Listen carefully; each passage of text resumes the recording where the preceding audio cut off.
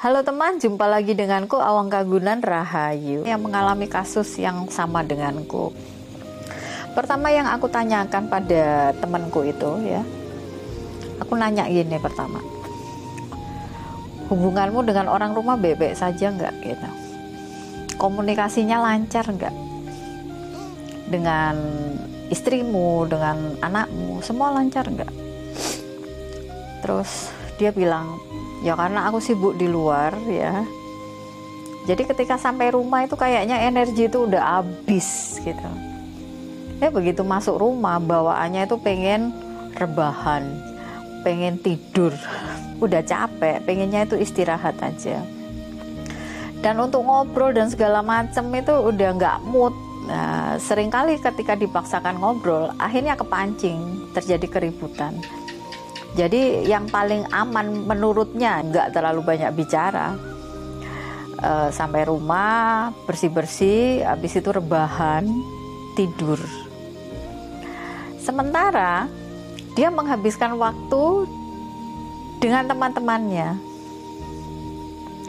Jadi dia merasa lebih nyaman ketika ngobrol dengan orang di luar rumah, termasuk ngobrol denganku. Ya kalau ngobrol denganku relatif aman ya.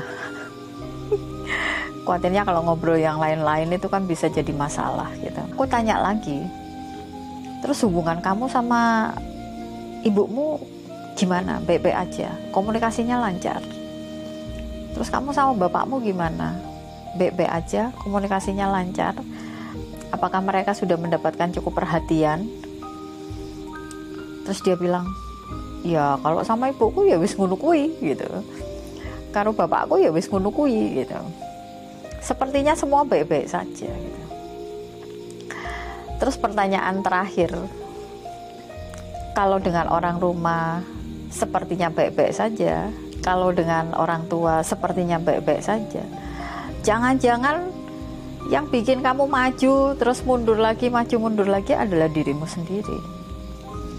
Jangan-jangan ada program yang tanpa kamu sadari itu bekerja di pikiran bawah sadarmu. Ada trauma mungkin, ada luka batin mungkin, atau ada bonding mungkin, ada kekecewaan, kesedihan yang itu tidak kamu sadari. Tapi dampaknya bekerja sampai dengan hari ini. Nah, di situ dia mulai diem. Apa ya kira-kira? Oh, enggak tuh, biasa-biasa aja, dia bilang gitu. Mungkin kasus yang terjadi ya, ini juga terjadi di luar sana. Banyak orang-orang juga mengalami hal yang sama. Ada baiknya kalau udah berpasangan, udah berumah tangga, itu bangun komunikasi yang baik antara kalian dengan pasangan kalian. Jika ada masalah ya, jika ada problem atau ada rencana-rencana yang akan dikerjakan, itu akan sangat baik jika dikomunikasikan dengan pasangan.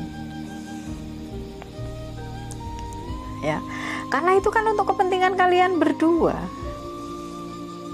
Ya cerita sama teman boleh, tapi jangan terlalu banyak cerita sama orang di luar rumah. Karena ketika ada kenyamanan yang terbangun dengan orang di luar rumah, itu justru bahaya. Komunikasi dengan orang di dalam rumah jadi berkurang.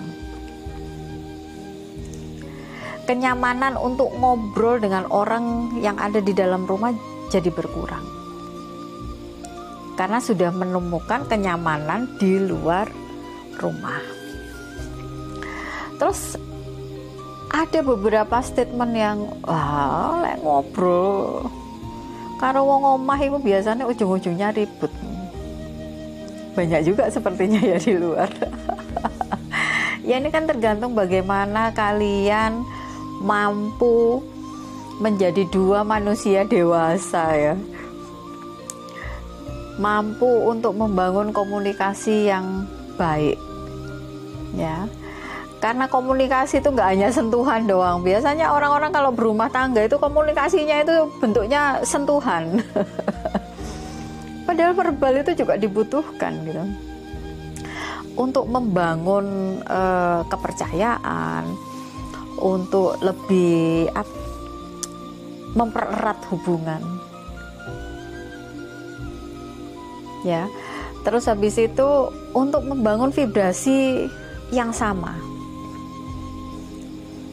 Jadi orang yang di dalam rumah itu wajib tahu apa saja rencana-rencana penting, ya, yang akan kalian lakukan. Karena dari semua yang kalian lakukan, ujung-ujungnya kan untuk kebutuhan, kepentingan, memenuhi semua kebutuhan yang ada di rumah, gitu ya.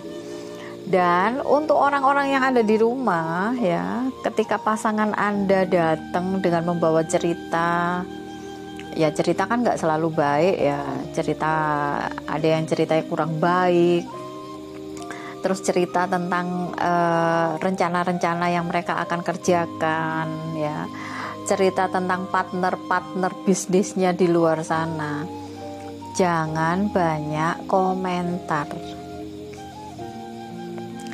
karena sebenarnya pasangan Anda itu nggak butuh dikomentari. Dia hanya butuh telinga untuk mau mendengar. Dia hanya butuh mengeluarkan semua yang ada di kepalanya, semua hal yang mengganjal di hatinya. Dengerin aja. Ya, ketika kondisinya agak kurang nyaman mungkin karena ceritanya itu agak kurang bagus, nah, bisa kasih pelukan, ya, bisa dielus-elus kepalanya atau bisa sambil dipijit, ya, biar lebih rileks. Jangan ditambahin masalahnya, gak usah cerewet, karena sebenarnya yang dibutuhkan itu adalah tempat untuk mencurahkan semua.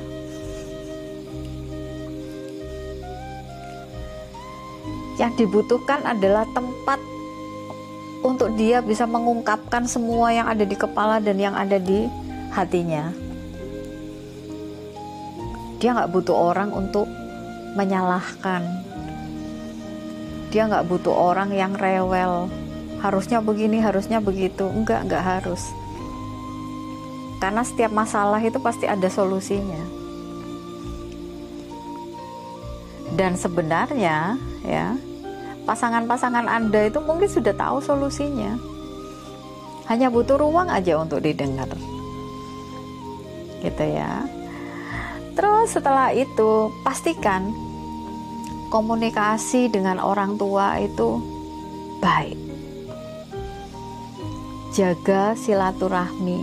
Silaturahmi itu nggak harus ketemu, ya, apalagi zaman sekarang. Bisa lewat WA, video call, telepon. Dan biasakan, ya, kalau sama orang tua itu jangan WA, jangan teks, ya. Ditelepon, biar orang tua itu bisa dengar suara kalian. Atau kalau nggak gitu video call, zaman udah semakin canggih. Nggak bisa bertatap muka secara langsung, bisa bertatap muka depan layar handphone. Itu udah membahagiakan, udah melegakan ketika orang tua bisa melihat kalian dalam kondisi baik-baik saja. Jaga silaturahmi, ya, sebisa mungkin, ya. Jaga komunikasi dengan orang tua. Jangan bikin orang tua mikir, terutama ibu, ya. Jadi pastikan itu semua berjalan dengan baik. Terus yang ketiga, ketika dua-duanya ini udah bagus dan masih banyak ganjalan, udah mau maju mundur lagi, udah mau maju mundur lagi. Kalau udah beberapa kali begitu, cek. Jangan-jangan yang bikin maju terus mundur lagi, maju mundur lagi itu sebenarnya kalian sendiri. Karena ada program yang bekerja dan itu tanpa kalian sadari. Ya, kalian bisa terapi pemulihan jiwa. untuk cek apakah ada trauma, ada luka batin, ada bonding yang tanpa kalian sadari kalian bangun sendiri. Ada program-program yang bekerja di bawah pikiran kalian, ya, di bawah pikiran bawah sadar kalian, dan yang itu juga kalian tidak sadari. Jadi pastikan komunikasi dengan orang rumah oke, komunikasi dengan orang tua oke, dan pastikan tidak ada trauma, tidak ada luka batin, tidak ada bonding, dan tidak ada program yang bekerja, program yang tidak memberdayakan, yang bekerja di pikiran bawah sadar kalian, dan itu tanpa kalian sadari atau belum kalian sadari.